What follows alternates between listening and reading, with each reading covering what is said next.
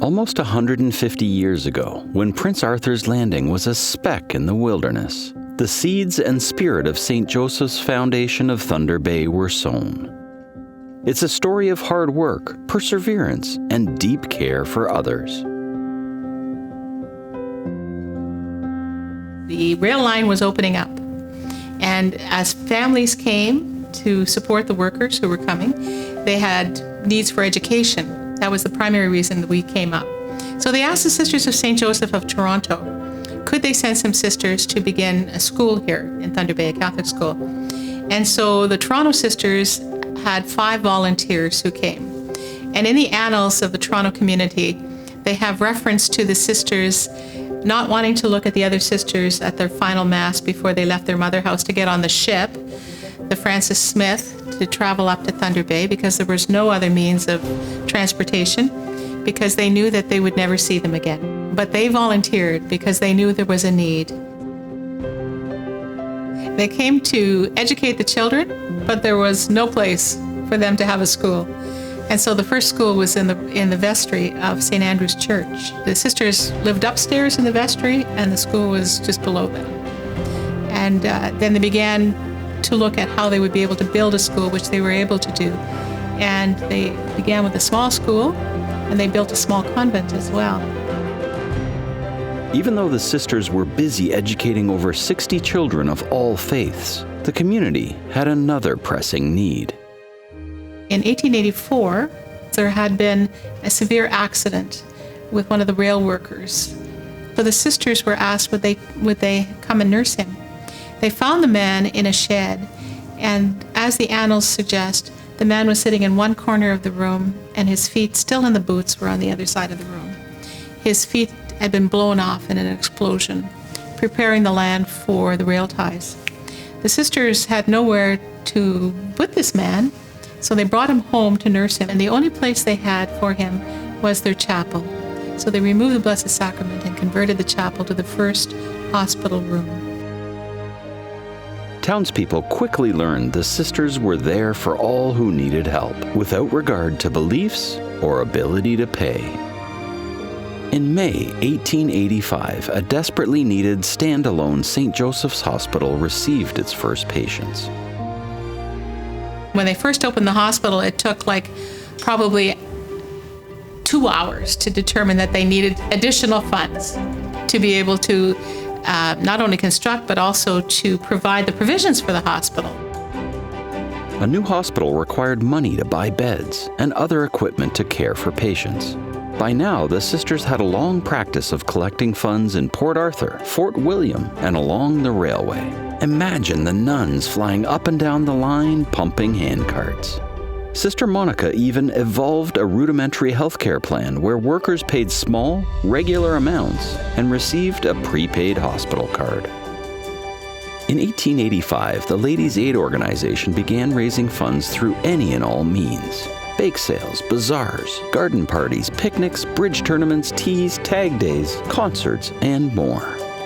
In 1914, when a large modern wing opened, 1,000 people were fed a bounteous repast to the strains of a 4-piece orchestra, raising $25,000 in today's money. The Ladies' Aid did this again and again. Almost 90 years later, the Sisters of St. Joseph continued their determination to fill unmet needs when Sister Lila Greco envisioned a unique facility where people needing additional care would find a home-like atmosphere. St. Joseph's Heritage became a place for all seasons, where residents could live and enjoy life with a feel of community.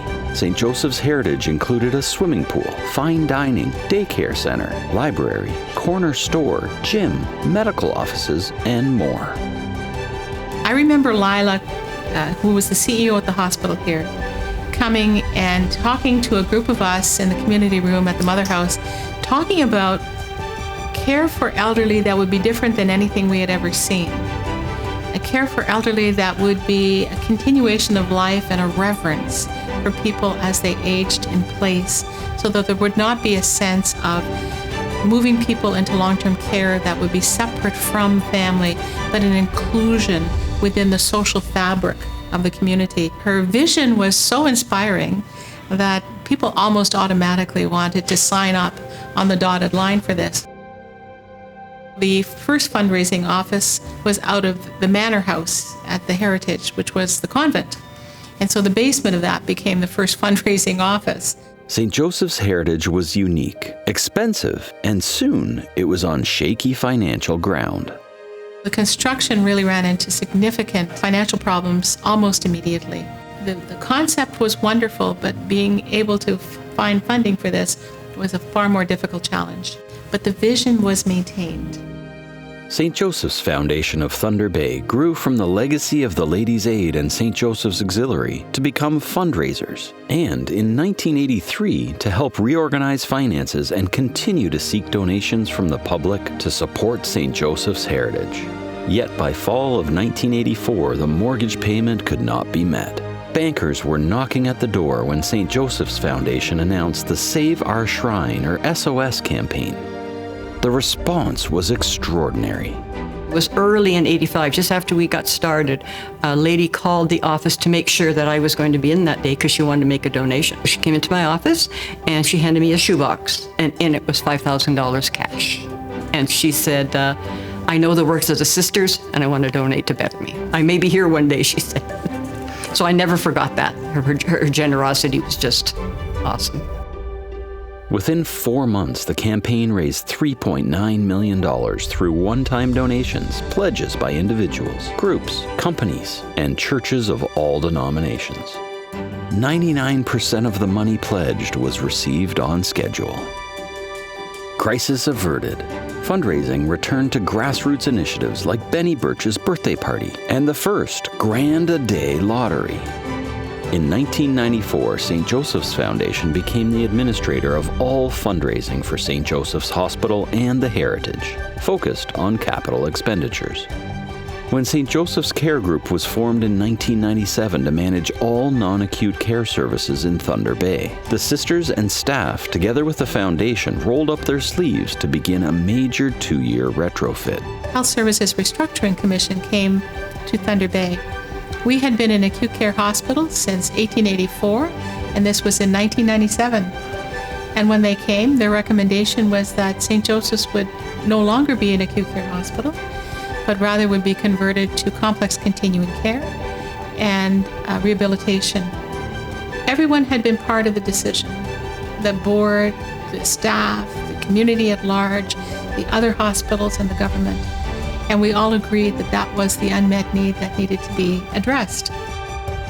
When St. Joseph's General Hospital converted from acute care to chronic care and rehabilitation, it was a complete transformation of healthcare services provided at the hospital. Again, the need for money to support this change was evident.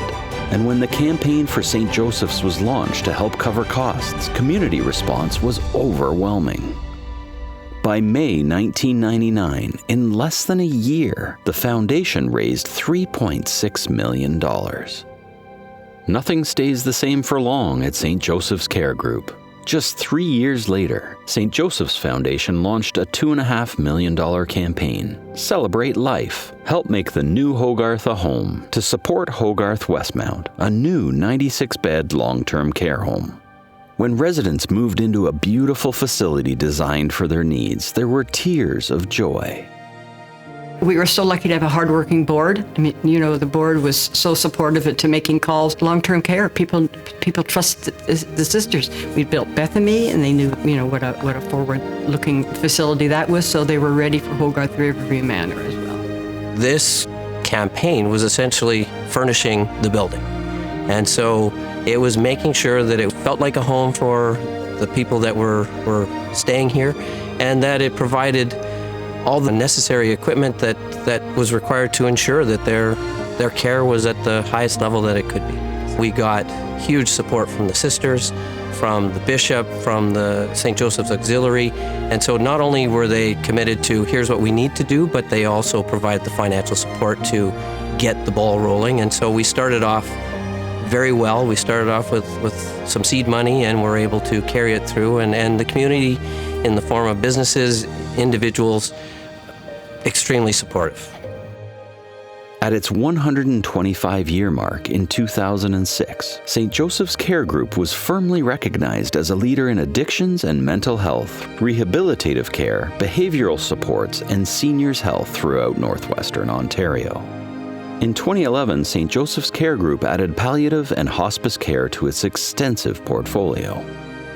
The Adding Life to Days campaign was all about support for our clients and the facilities that were there for hospice.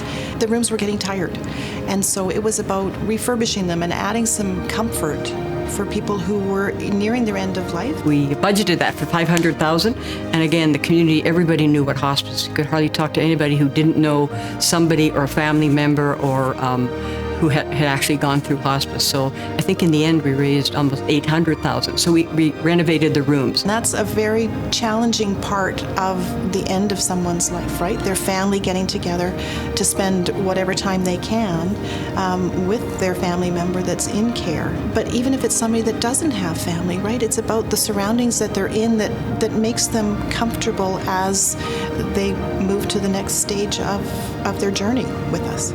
New buildings and modern equipment are important, but it is the Sisters' vision that has always supported innovative ways to introduce new concepts of healthcare, like the Sister Margaret Smith Center for Chemical Dependency, the Manor House Adult Day Program for people with Alzheimer's and dementia, and the Lodge on Dawson Road that provides transitional housing for people struggling with chronic homelessness, mental illness, and addictions. When I think about the Sisters of St. Joseph, they saw a need, or they felt there was a need, or heard there was a need in the community, and they took action. They just did it. And I'm so excited that St. Joseph's Foundation can continue that and just do it with the help of our community and the people of Thunder Bay who have received our care or may need our care in the future. From the Ladies' Aid supporting a tiny 15-bed hospital in 1884 that relied entirely on charity, to modern support for vital new projects and infrastructure for St. Joseph's Care Group, St. Joseph's Foundation continues its legacy of meeting financial need to support the Sisters' vision to serve all those who seek help, regardless of circumstance. Mere money never stopped the Sisters from meeting needs. Their political savvy, risk-taking compassion, and plain old perseverance is impossible to overstate. It was always about seeking out those people who might be considered by society to be on the fringe, that people would prefer not to interact with, that people may have preferred to not be associated with. And our mission was always to welcome these individuals and to say our ministry is to ensure that you are embraced within the community as a whole, because no one can live in isolation. And we as a society are called to be our brothers and sisters' keepers. That's an absolute must. And whatever that takes, that's what we need to do. Keep the spirit of the Sisters alive by supporting St. Joseph's Foundation as it continues to fill unmet community needs, often for the most vulnerable. Donations are 100% local. We are here for you.